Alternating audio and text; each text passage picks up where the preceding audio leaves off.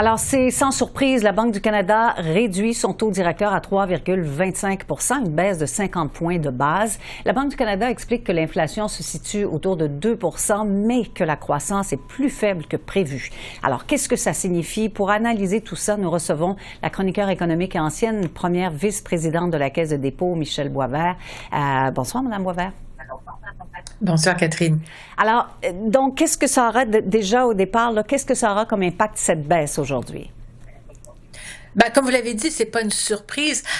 Jusqu'à la semaine dernière, on savait qu'il allait y avoir une baisse, mais la majorité des économistes s'attendaient à une baisse de 25 points de base. En fait, c'était séparé moitié-moitié. Il y a eu les chiffres sur l'emploi qui ont été présentés vendredi dernier et qui ont déçu. La hausse du taux de chômage qui est passé à 6,8 %, ce qui était un des plus hauts depuis, mon Dieu, avant la pandémie.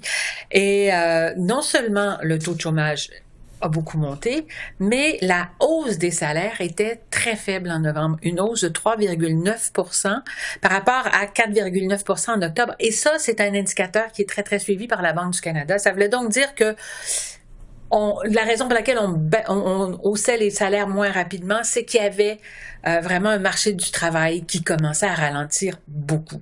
On craignait donc, et vous l'avez dit également, un ralentissement de l'économie, d'autant plus que maintenant, le taux d'inflation est rendu à 2 %. Donc, ce qu'il faut pas, c'est que le taux directeur soit considéré comme restrictif, empêche l'économie de croître.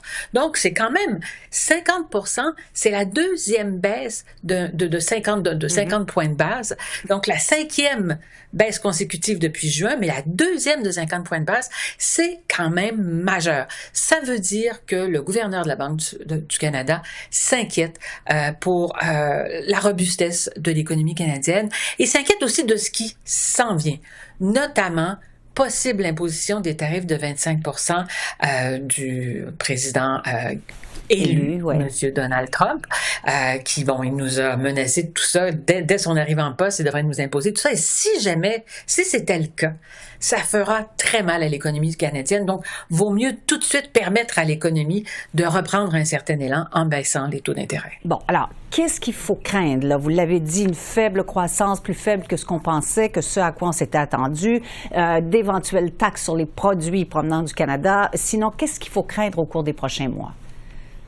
Un autre des éléments, l'élément majeur dans ces craintes, c'était évidemment cette imposition des tarifs, mais il y a aussi les restrictions au niveau des lois sur l'immigration, le fait qu'on va restreindre l'arrivée de nouveaux immigrants.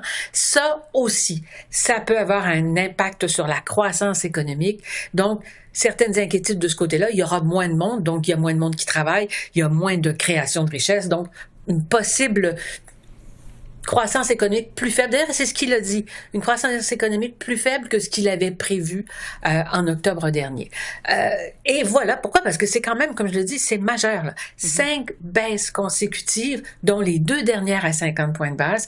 Ce qu'il a clairement dit, par contre, c'est que les prochaines décisions vont être de façon beaucoup plus modérée et qu'il n'annonce plus qu'il y aura d'autres baisses de taux. En fait, ce qu'il annonce, c'est que chacune des décisions sera prise à la pièce, compte tenu de la conjoncture. Bon, alors ça aussi, ça dit beaucoup, j'imagine. Par ailleurs, on verra avec l'énoncé économique d'automne, lundi, juste avant la fin de la session, là, on le sait déjà, on a un déficit de plus de 40 milliards. Ce sera confirmé, évidemment.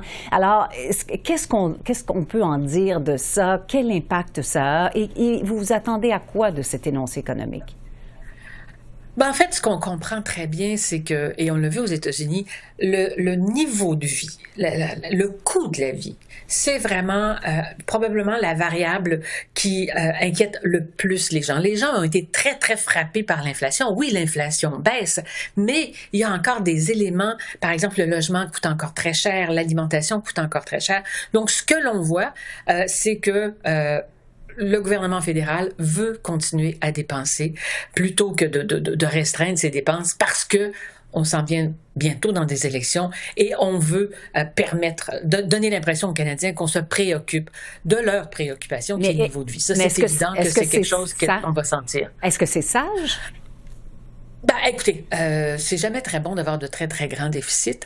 C'est vrai, par ailleurs, que le déficit canadien, lorsqu'on le regarde en pourcentage du PIB, demeure le plus bas par rapport à tous les pays du G7, mais il faut faire attention pour ne pas perdre le contrôle de nos dépenses publiques. Un déficit qui dépasse le 40 milliards, alors qu'on avait dit qu'il ne le dépasserait pas, il y a des signaux d'inquiétude qui s'allument. Alors, est-ce que ça veut dire qu'il faudra redresser la barre éventuellement au cours de l'hiver, au cours du éventuellement, printemps? oui. Au cours de l'hiver, je ne sais pas si on va aller vers là parce que les élections s'en viennent, mais il va falloir, à un moment donné, restreindre les dépenses et recommencer une certaine rigueur budgétaire parce qu'en ce moment, on ouvre les vannes parce qu'on veut séduire un électorat qui s'inquiète du niveau de vie.